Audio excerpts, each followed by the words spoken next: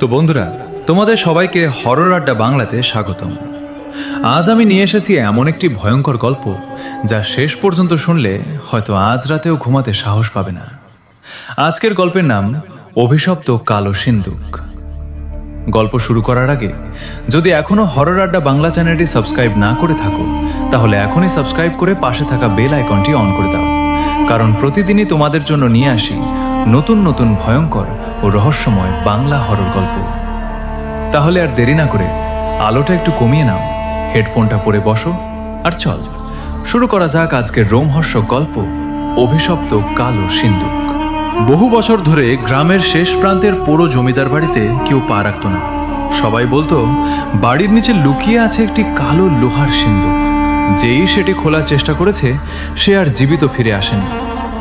এক বর্ষার রাতে চার বন্ধু অর্ণব, শুভ, রাহুল ও দীপ সত্যিটা জানার জন্য সেখানে গেল। টর্চের আলোয় ধুলো ভরা সিঁড়ি বেয়ে তারা নিচের অন্ধকার ঘরে পৌঁছালে। ঘরের মাঝখানে সত্যিই পড়েছিল বিশাল একটি কালো সিন্দুক।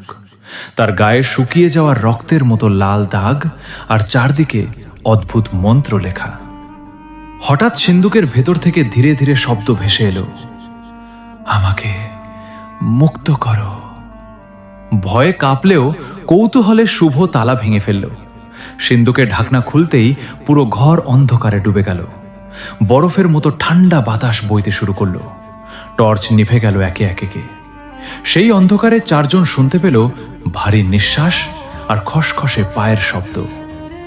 আলো ফিরে আসতেই তারা দেখল ঘরের দেয়ালে চারজনেরই ছায়া আছে, কিন্তু একটি অতিরিক্ত ছায়া ধীরে ধীরে তাদের দিকে এগিয়ে আসছে। সেই ছায়ার চোখ দুটো জ্বলছে আগুনের মতো লাল। দীপ চিৎকার করে দৌড় দিতেই মুহূর্তের মধ্যে তার চিৎকার থেমে গেল। মেঝেতে পড়ে রইল শুধু তার টর্চ। তারপর একে একে অর্ণব ও রাহুলও অদৃশ্য হয়ে গেল।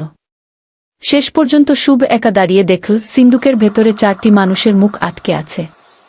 তাদের মধ্যে তিনটি মুখ তার বন্ধুদের, আর চতুর্থ মুখটি তার নিজের।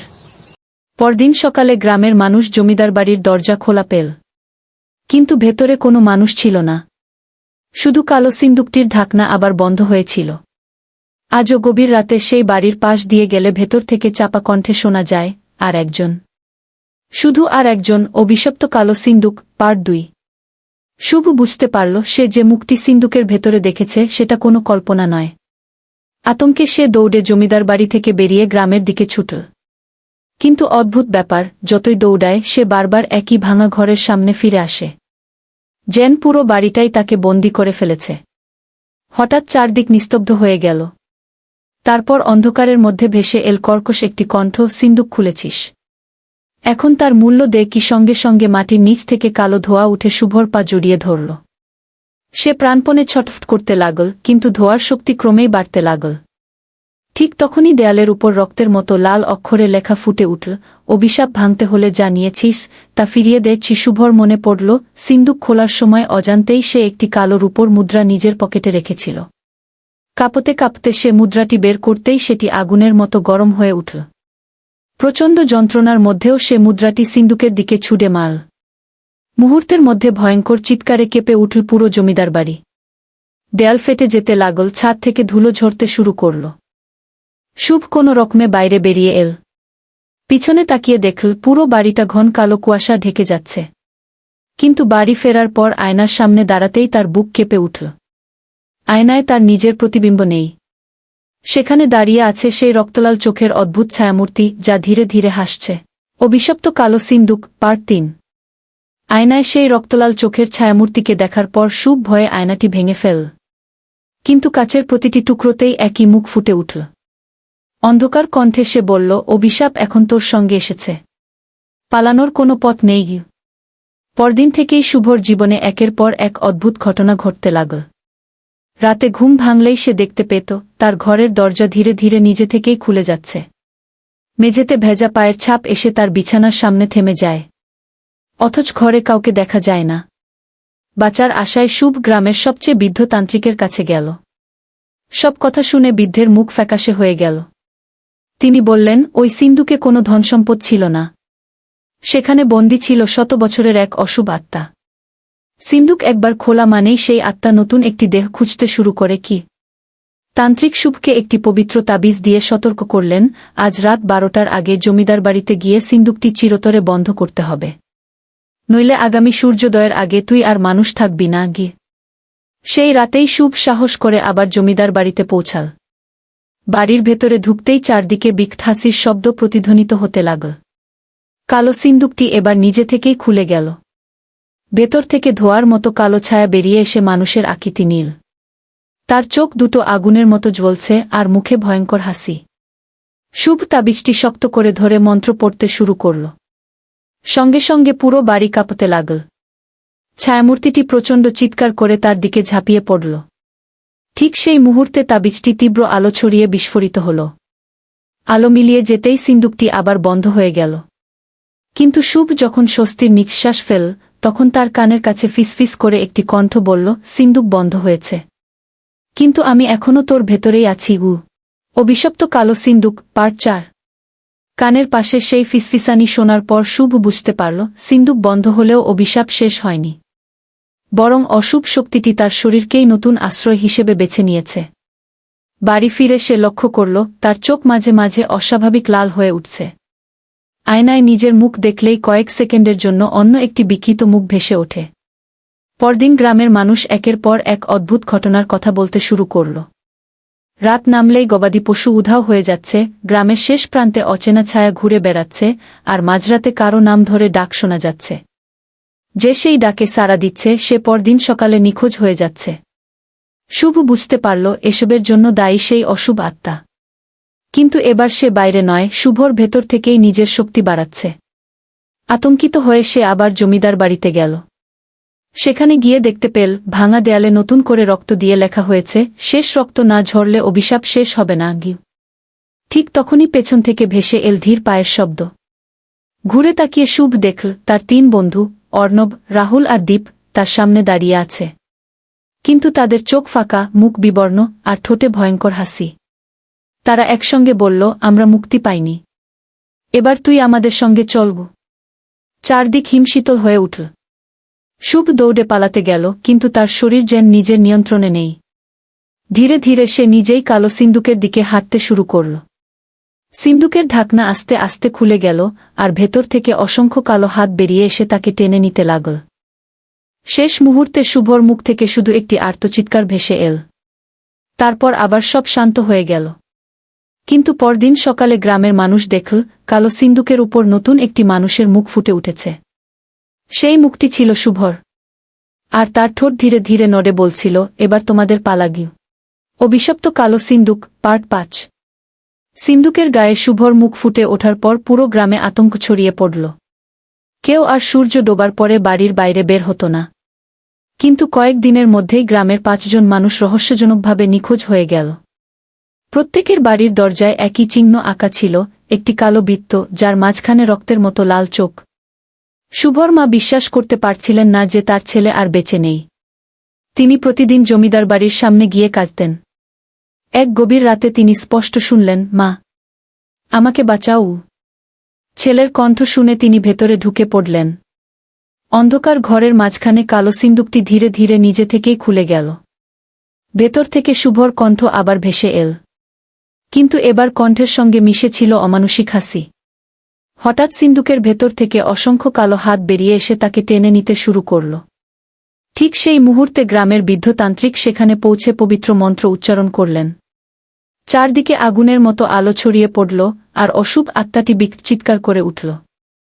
তান্ত্রিক বললেন, এই আত্মাকে ধ্বংস করা যাবে না, একে শুধু আবার বন্দী করা যায়, কিন্তু তার জন্য একজনকে নিজের জীবন উৎসর্গ করতে হবে। কোনো দ্বিধা না করে বৃদ্ধ তান্ত্রিক নিজেই সিন্দুকের সামনে দাঁড়ালেন। শেষ মন্ত্র উচ্চারণের সঙ্গে সঙ্গে কালো ধোঁয়া তাকে ঘিরে ধরল। মুহূর্তের মধ্যে অশুভ শক্তি আবার সিন্দুকের ভেতরে বন্দী হয়ে গেল। সিন্দুকের ঢাকনা প্রচণ্ড শব্দে বন্ধ হয়ে গেল, আর পুরো জমিদার বাড়ি কেঁপে উঠল। পরদিন সকালে মানুষ দেখল, জমিদার বাড়িটি যেন হঠাৎ করেই ধ্বংসস্তূপে পরিণত হয়েছে। কালো সিন্দুকটির আর কোনো চিহ্ন নেই। সবাই ভেবেছিল অভিশাপ শেষ। কিন্তু সেই রাতেই গ্রামের বাইরে নতুন নির্মাণাধীন একটি বাড়ির মাটি খোঁড়ার সময় শ্রমিকদের কোদালে থেকে একটি ভারী লোহার বাক্স। বাক্সটির গায়ে শুকনো রক্তের দাগ, মরিচা ধরা তালা, আর খোদাই করা ছিল মাত্র 3টি শব্দ। আমাকে খুলে দেখো গু। অভিশপ্ত কালো সিন্দুক পার্ট 6। নতুন নির্মাণাধীন বাড়ির মাটি খুঁড়তে গিয়ে শ্রমিকরা যখন রহস্যময় লোহার বাক্সটি পেল, তখন কেউই বুঝতে পারেনি তারা কি ভয়ঙ্কর বিপদ ডেকে আনছে। বাক্সটির গায়ে জমাট বাঁধা রক্তের মতো লাল দাগ, আর মরিচা ধরা তালার চারপাশে অদ্ভুত সব চিহ্ন খোদাই করা ছিল। গ্রামের বৃদ্ধরা বারবার নিষেধ করলেও ঠিকাদার তাদের কথা উড়িয়ে দিল। রাত নামতেই বাক্সটি নির্মাণস্থলের এক কোণে রাখা হল। পাহারায় ছিল 2 নিরাপত্তারক্ষী। রাত প্রায় 2:30টার সময় হঠাৎ পুরো এলাকা ঘন কালো কুয়াশা ঢেকে গেল। বিদ্যুৎ এক মুহূর্তে নিভে গেল। তারপর ভেসে এল সেই পরিচিত ফিসফিসানি, আমাকে মুক্ত করোক। একজন প্রহরী টর্চ জ্বালিয়ে বাক্সটির কাছে এগোতেই তালাটি নিজের থেকেই খুলে মাটিতে পড়ে গেল। ধীরে ধীরে ঢাকনাটি ওপরে উঠতে লাগল।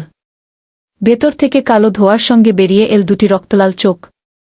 মুহূর্তের মধ্যেই বিকট এক চিৎকারে চারপাশ কেঁপে উঠল।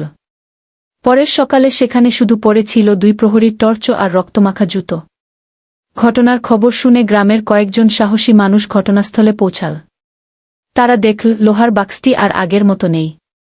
সেটি ধীরে ধীরে রূপ নিচ্ছে সেই অভিশপ্ত কালো সিন্দুকের।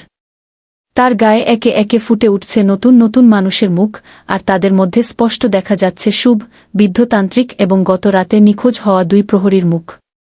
ঠিক তখনই সিন্দুকের ভেতর থেকে গর্জে উঠল এক ভয়ঙ্কর কণ্ঠ, আমি ফিরে এসেছি। এবার পুরো গ্রাম আমার হবে গি। মুহূর্তের মধ্যে আকাশ কালো মেঘে ঢেকে গেল, চারদিকে ঝড় শুরু হল, আর জমির নিচ থেকে অসংখ্য কালো হাত বেরিয়ে আসতে লাগল। গ্রামের মানুষ প্রাণভয়ে দৌড়াতে শুরু করল। কিন্তু দূরে দাঁড়িয়ে থাকা এক ছোট্ট ছেলে সবকিছু দেখে শুধু মৃদু হেসে বলল, অনেক দেরি হয়ে গেছে। কারণ সিন্দুক এবার একজন নতুন মালিক খুঁজে পেয়েছে গি।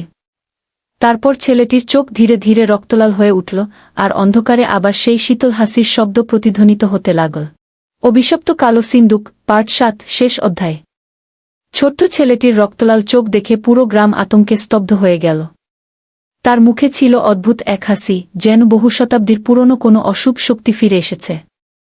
সে ধীরে ধীরে কালো সিন্দুকটির সামনে গিয়ে দাঁড়াল।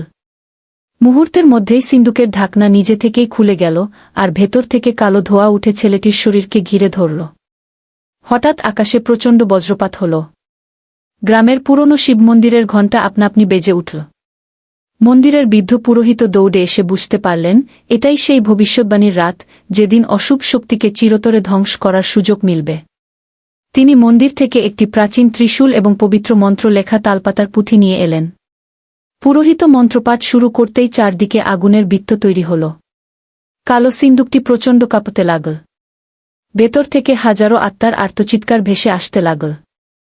অশুভ ছায়ামূর্তিটি বিশাল রূপ ধারণ করে গর্জন করে উঠল, আমাকে কেউ ধ্বংস করতে পারবে না। কিন্তু পুরোহিত শেষ মন্ত্র উচ্চারণ করে ত্রিশূলটি সিন্দুকের মাঝখানে নিক্ষেপ করলেন। মুহূর্তের মধ্যেই এক প্রচণ্ড বিস্ফোরণ ঘটল। চারদিকে সাদা আলো ছড়িয়ে পড়ল। কালো ধোঁয়া, রক্তলাল চোখ আর অভিশপ্ত ছায়া একে একে মিলিয়ে যেতে লাগল।